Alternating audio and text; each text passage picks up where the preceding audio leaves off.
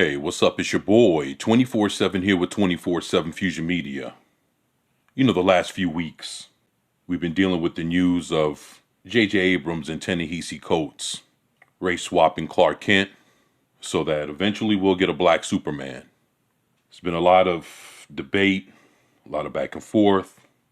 A lot of people don't like this move, especially when there's other ways to go about it. But I find it quite interesting when I saw this title. Black Superman's tokenization disregards many original black heroes. I was like, yeah, well, that's true. That's true. So I wanted to see Karina Smith's take on this. So let's see what's up. Calvin Ellis.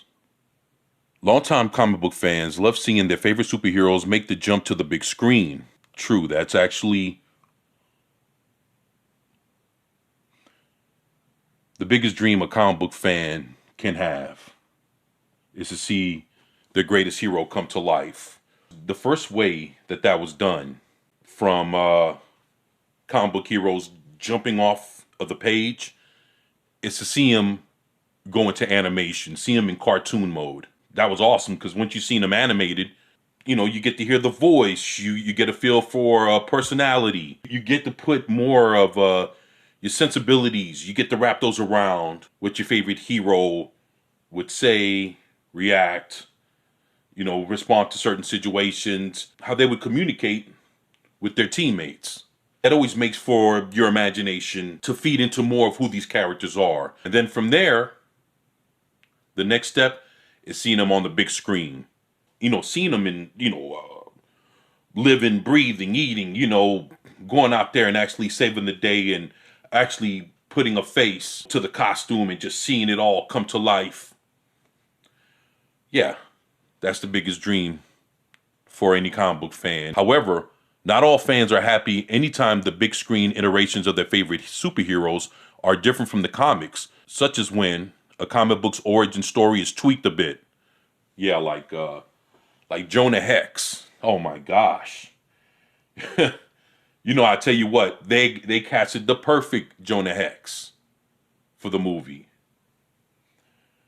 And the bad part about it was he had to have some kind of supernatural deal with him. Instead of him just being a gunslinger and fucking killing his way to the top, they gave him some supernatural powers to where he can fucking see the dead and all kind of bullshit like that and talk to him and like fucking like a ghost rider or some shit. I don't know. It was just some weird shit. It was just whack as fuck.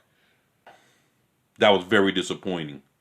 But nothing seems to cause outrage more than when the race, gender, or sexual orientation of the character doesn't exactly match their comic book counterparts. True. We don't like that shit at all.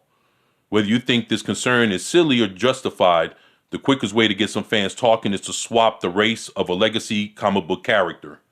Very, very true. Many rationalize the changes, claiming that it's not really a big deal. After all, racial diversity has become a goal towards which many publishers and movie studios seem to be striving. And maybe adding diversity of race, gender, and sexual orientation can have a positive impact on the culture. But those who disagree with these kind of changes point out that there are already plenty of characters that fit those diverse descriptions, and yet these characters are being repeatedly overlooked and left on the shelf. Very, very, very true. Give you an example. If you want gay representation, LGBTQ+, why doesn't Marvel, instead of doing all the shit that they're doing with the Eternals and whatever the fuck else, why doesn't Marvel just make a fucking North Star movie? And then for y'all who don't know who North Star is, he's a gay comic book character, a part of a team called Alpha Flight, coming out of Canada. His character came out of the closet, if I'm not mistaken, in the 80s. It's crazy because in the comic books, he acts more manly and heroic than the gay people that they've been trying to throw at us for the last like 5-10 years in comic books. And he's been gay from the beginning, and they don't make a word of him. They don't say shit. That right there speaks for itself. The next Superman film will be the first with a black actor as Kal-El, with WB also committed to hiring a black director. And this is coming from Discussing Film, and Weaponized Nerd Rage responds with, but we still can't have a Static Shock movie or Jon Stewart or Cyborg.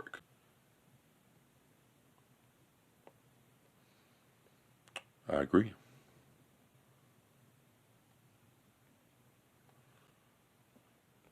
Yeah, it's really fucked up.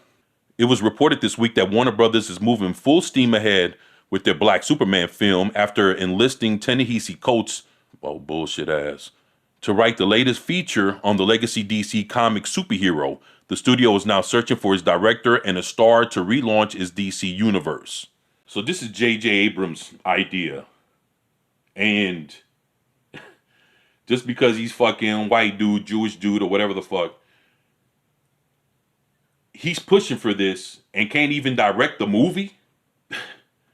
They're so racially motivated. Oh, you gotta have a black person to write the script. Oh, you gotta have a black person to direct the movie. Hell, if that's the case, why the fuck is JJ there? Why don't they have a black person producing the movie instead of having JJ Abrams? Shit, if you're gonna go full fucking woke, go all the way with it. Don't fucking stop at JJ Abrams. Go past his bitch ass. You fucking people, man. Some fans were less concerned about the racial change, but wondered more about the timing of the announcement. In fact, more than one sharp-eyed DCEU fan noticed that Warner Brothers made their announcement of the Black Superman on none other than Henry Cavill's birthday, who's been openly campaigning for a Man of Steel sequel since 2013. Yeah, that's pretty fucked. MJ. They could have easily made a Black Superman his own character and still had Cavill as Kal-El. Nobody asked for this. Cultural commentator and YouTube personality Eric D. July, oh, my boy Young Ripper, yeah, that motherfucker there is pretty cool, had quite a bit to say about the race swapping Superman decision, which he calls tokenization, and says merit has nothing to do with this movie. Yeah, I agree with his sentiments, exactly.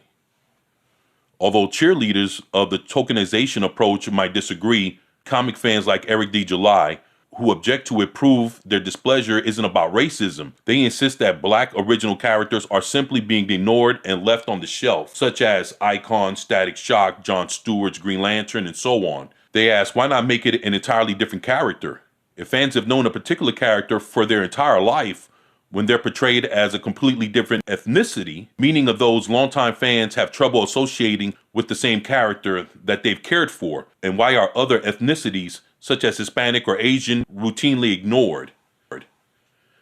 Which is actually a good thing to point out. I mean, you're sitting there and you're trying to swap out these characters for a different race and totally ignoring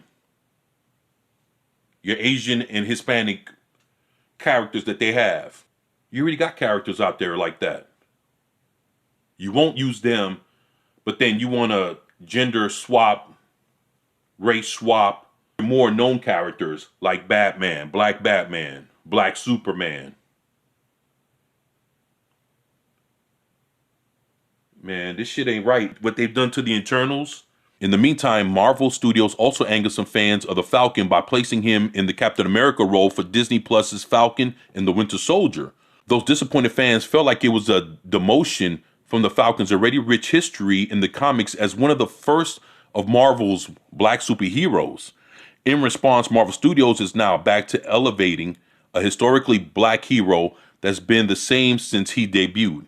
While Warner Brothers looks to fill its Superman vacancy with a black actor, Marvel is now on the hunt for a Blade Helmer with a black star and is searching for a black director to handle the film too. And Marvel isn't rushing with Blade either. The film start date to push with this September to July of 2022 so that the studio can spend time working on the Stacey Osei Kaffour penned script. Man, just to hear how fucking Disney is trying to come with all this black power shit, it just sounds whack and fucking fake as fuck, man.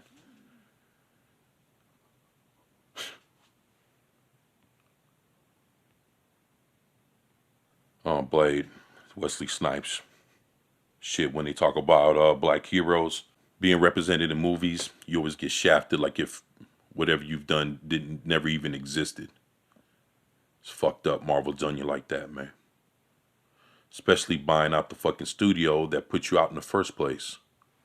That means that, in actuality, Blade should be a part of the Marvel Cinematic Universe. Whether it's a part of it in canon, always remember there's a multiverse. What makes you think that Wesley Snipes' Blade can't exist? Always remember there's more than one Captain America, more than one Spider-Man, so on and so forth. Coates isn't expected to deliver his Superman script until mid-December of this year, but if it's anything like his recent Captain America and Black Panther comics, fans can probably expect plenty of identity politics and racially focused subject matter, far more than what many have come to expect in typical superhero fare. Coming from Sky Commander, better question is, why do you have to race swap Superman instead bringing actual black characters to the big screen when it's going to be Static Shock's time? When will Jon Stewart get his dues? Is Bishop going to be more than a background character? Where's Cyborg's solo film? Yeah, I actually have every right to ask these questions. And I guess we'll have to wait and see what Warner Brothers are going to do within the next year or two. We're going to see what's going to come out, and we're going to see what we're going to get. And from what I'm understanding, a lot of it we're not going to like. But y'all let me know what y'all think about this in the comment section below. What do you think about our black heroes that are already established that will never, ever get to see the light of day? But like I say, y'all let me know what y'all think about this shit in the comment section below. Please share, like, and subscribe if you haven't already. It's your boy, 24/7 with 24/7 Fusion Media, and I'm out. Peace.